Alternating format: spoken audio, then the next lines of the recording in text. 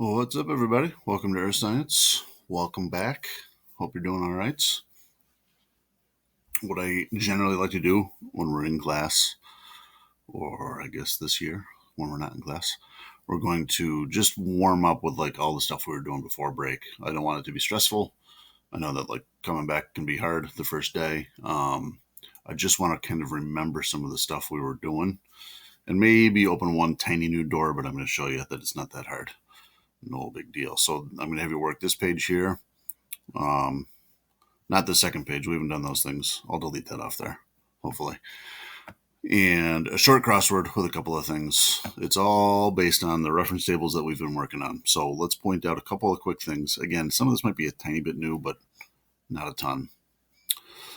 And we'll also get warmed up with using technology again. It's not going super smoothly for me this morning.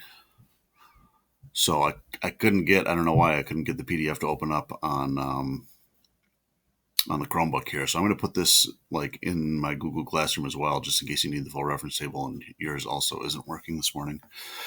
Let's look at this one first. We've got the average chemical composition of Earth's crust. We don't care about that yet. That's coming when we do geology, coming up in a month or two.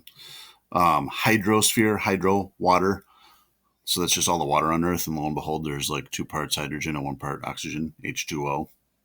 That's pretty much all that's in there. Then troposphere. So that's the layer of the atmosphere that we live in. And we'll go down and look at those layers again in a quick minute. But troposphere being basically atmosphere for us. This is like where you spend your whole life, right? What gases do we find? Sometimes this is surprising to people. 78% of the air you're breathing in and out right now is nitrogen. 21% is oxygen. And that leaves only the 1% for like everything else. Some of the applications of this we'll unpack as we go, but like that's really all you'll need today is just to say, okay, yeah, this thing's on the front page. Those are the levels. Maybe that'll show up on the crossword. Who knows? So then we'll pop down to some meteorology ones. And slowly load and slowly load and slowly load.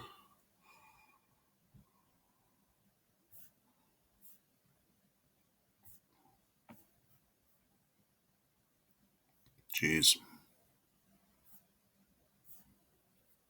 All right. Dew points, relative humidities. We did a lot of these before break. Hopefully, I know we probably got a little rusty over a week or two, but hopefully this starts to wake back up. I don't think that I put in any of the harder kinds on this one because, again, I just want to warm up. But remember what the idea is. This is going to be the lab we do tomorrow. This is why I want to start with like a slow warm up. I didn't want to go like boom right into the lab. The premise will be that you take the dry bulb temperature, which is just plain old air temperature, and put it in this column over here. And then the wet bulb, because water evaporates. And again, think of what happens when you get out of a pool or something like that. When water evaporates, what does your skin feel? We got to keep in mind that that feels cold, that when water evaporates, temp drops. And what this thing at the top here says is the difference between wet bulb and dry bulb temperatures. It's how much did it drop by? If it went from 10 to 6, you can't go to 10 and 6. And I know that it's tempting to do that, but if it was at 10 and it went down to 6, it went down by 4. 4 would be the difference between the wet bulb and dry bulb temperatures. So at 10 and 4, excuse me, at 10 and 4, looks like it's about 1. All right. Relative humidity works exactly the same way. And then again, remember, sometimes I will ask them backwards. I don't think I did on this practice sheet, but maybe I would say, what if the dry bulb was 12 and the humidity was 88? Then you would have to say, oh, okay, well, that means that the wet bulb went down by 1. That means that the wet bulb was 11. And I could come back up here and get the dew point in those same circumstances of 10. All right, so we'll keep going with those. Hopefully they feel all right. I'm also going to throw a few of these at you, temperature conversions now, and pressure conversions. Now, there's formulas where you could figure this out, like you multiply it times 9/5 and subtract 32, something like that. But the reference table actually makes it easier. What I recommend is with your browser, if you're in Cami, that you blow this way up.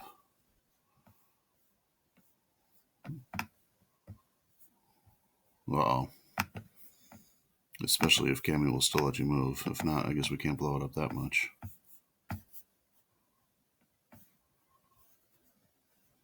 All right, let's put it back down a little bit. I'm going to pause and come back. Let me figure this out.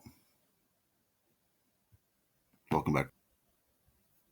All right, we're back. So if you use 2 fingers and gently move them around, then you can move this PDF around while it's blown up. That's going to make life simpler. So you've got Fahrenheit, Celsius, and Kelvins. Kelvins really don't show up in earth science. I've always wondered why they put them on here. That's a chemistry unit. What Kelvins are basically the same increment as degrees Celsius. 1 degree Celsius and 1 Kelvin are the same amount of temperature difference. What they did with Kelvins is they said, and when you do chemistry, when you start doing these equations with temperature changes, it's just a lot easier if you don't have to deal with negatives. So what they do with Kelvins is they said, let's make zero Kelvin the coldest possible temperature, absolute zero. And then said the scale go up from there. That way, if we're talking about going from this temperature to this temperature, we never have to deal with a negative. Life will be simpler. And it's true. In terms of earth science, though, the ones we're going to use, Fahrenheit and Celsius. All you've got to do, really, is just look and see what it is and slide over. You could use a little drawing tool and draw if you want to. Totally your call. The thing you'll want to know, though, is what are each one of these little tiny lines worth? And it's different for the different ones. In Celsius and Kelvins, again, you won't use Kelvins. Like going from 100 up to 110, if you count these, you'd figure out that each increment over here is worth 1 degree. So 1 for Celsius, 1 for Kelvin. But when you do these guys, it's actually worth 2. So that'd be 180. I don't know if I have a better pointer. This little plus sign. 180 on that line, 182, 184, 186, 188, and then that line right there would be 190, 192, 194, 196, 198, 200. All right, so these are all worth, and you can take notes, these are all worth 2 degrees F, these are worth 1, these are worth 1, if you want to. All right, I'm going to erase those off there, though. You'll also have to do it with pressure. So let's come over here to the pressure. Oh, my head's in the way.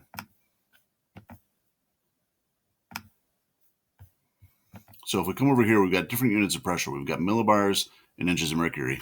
Pressure is how heavy is the atmosphere pushing down on top of us. And I know we talked about back when we started opening up some of this meteorology stuff, that it's valuable to think of the atmosphere the way that a lobster thinks of the ocean. A lobster walks around on the floor of the ocean, and above it is a fluid.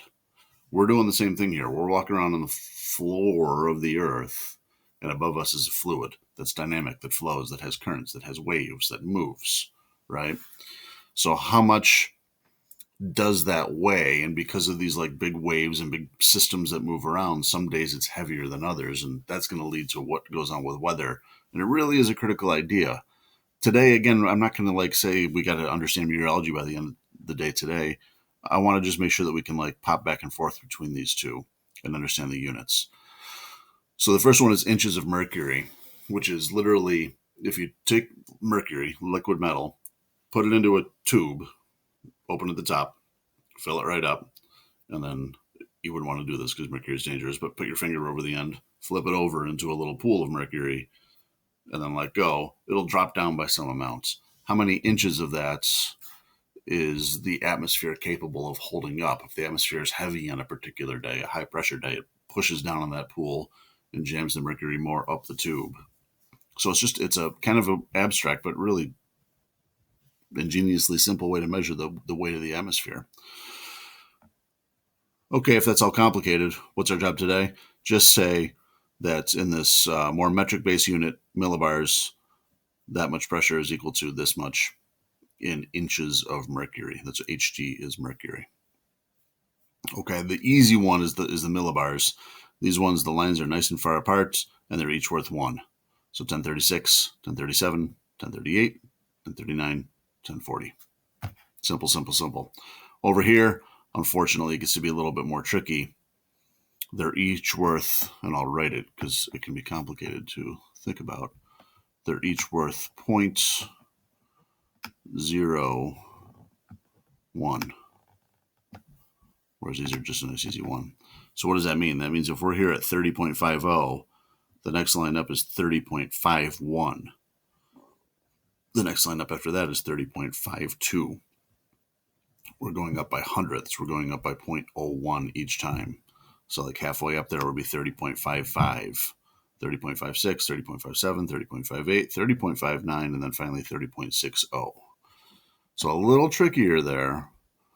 And it's going to be where, I mean, I don't know if you have your reference tables at home, but it's going to be where this zoom function on your reference tables on a PDF is going to be really helpful, invaluable. So use that, play with that. Again, it's kind of our only job today. I don't want to be stressed or hectic, but I think we could do that stuff. I don't think I put any of this. We've done that, right? So air masses, if they show up, you know where they are. We have not done station models. I'm not sure we're going to this year with it being the COVID year. I'd like to, but it's such a precise pencil and paper thing. I think that if we did it in Cami, that it might just be a total disaster. Layers of the atmosphere. I know you played with this too, but again, we live in the troposphere, and then going up, way up, into the stratosphere, mesosphere, and thermosphere. Temperatures go down in the troposphere and then back up in the stratosphere because of the ozone absorbing energy. Then they drop back in the mesosphere. Water vapor really is, for the most part, in the troposphere. Very large storm system clouds. Cumulonimbus can blow it up into the stratosphere a little bit, but it tends to fall right back down. So you're going to have the most water vapor at the surface, and then it goes down to zero. Pressure, in terms of atmospheres, the pressure is 1 atmosphere at the surface of the Earth, and then goes down as you go up, because there's less on top of you. So if you go up on a mountain, you have less atmosphere on top of you, squishing it down on your head. Wind belts, I don't think we'll ask about that, but like in general, these are the wind belts. Between these latitudes, the prevailing winds tend to do these. We live up here between 30 and 60. I took one part off one of the sheets. I don't think you'll face that today. So I think that's probably it for what you'll see today. Just to try to head off questions before we get there, dew points in RHs. Note that I switched the units to Fahrenheit there. That was being mean. So you have to convert those from Fahrenheit to Celsius, then use the reference tables to calculate those. Temperature conversions, like I said, just find 40 degrees C on the reference table. Tell me what it is in the other two. You don't have to do labels because you'll be doing this in Microsoft or Google, whatever they call it, not Word, Google Docs. So you don't have to try to figure out the unit on each one. It's at the top. You'll be good. Pressure conversions, same deal. Find 29.35. So it's at 29.30 and 29.40. It's halfway between those two. And slide it over to millibars, see what you get. And then this will use the selected properties of the Earth's atmosphere. And when there's a specific question, in case you don't remember these, what's the temperature at 50 miles above Earth's surface?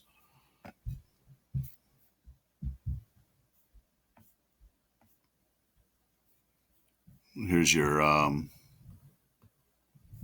altitude above Earth's surface. So you go to, there's miles on this side, kilometers on this side. At 50 miles over to the temperature line and down, it's about yay cold.